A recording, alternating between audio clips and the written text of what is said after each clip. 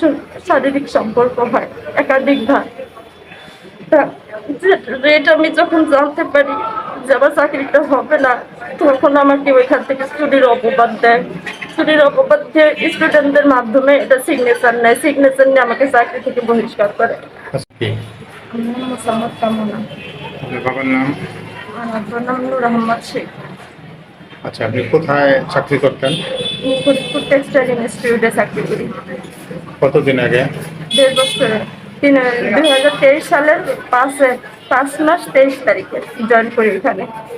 কোন কোম্পানির মাধ্যমে আপনি ওখানে যোগদান করছেন? গ্ল্যামার কোম্পানির মাধ্যমে নিয়োগ হই। আপনার চাকরি দেওয়ার কথা ছিল কোন পদে? আমার চাকরি দেওয়ার কথা ছিল বাবুর্চি সহকারী পদে, কিন্তু আমাকে দেয় নাইট গার্ড হিসেবে। আচ্ছা, তার পরবর্তীতে নাইট গার্ডের কাজ করছেন না বাবুসের সহকারী কাজ করছেন? আমাকে বাবুর্চি সহকারীতে নিয়ে যাওয়া হয়। হুম, এটা আপনার চাকরির নিয়োগপত্রে কি লেখা ছিল?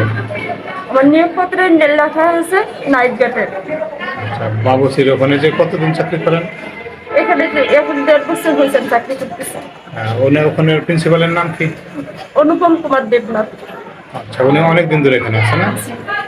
আচ্ছা, উনি আপনার সাথে কি কি আচরণ করছে বলেন তো? কি কাজ করছে আপনার সাথে?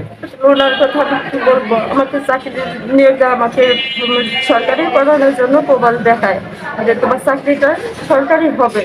তা এরকম ভালোই স্যার প্রিন্সিপালের সাথে যেরকম একটা ভালো সম্পর্ক হয় আস্তে আস্তে, যে সে একজন শিক্ষিত ব্যক্তি এবং ভালো একজন তা সাজাদরা বলতে যে আমার সরকারি চাকরি হবে, যদি হয় তো আমার একটু ভালো, আমার সমস্যাটা দূর হবে এবং আমার পরিবার থেকে আমি একটু ভালো থাকবো, যে একটা চাকরি যদি করতে পারি। কিন্তু সে এই প্রবল আমাকে দুর্বলতার দেখে সে আমাকে প্রয়োজনে ব্যবহার করে।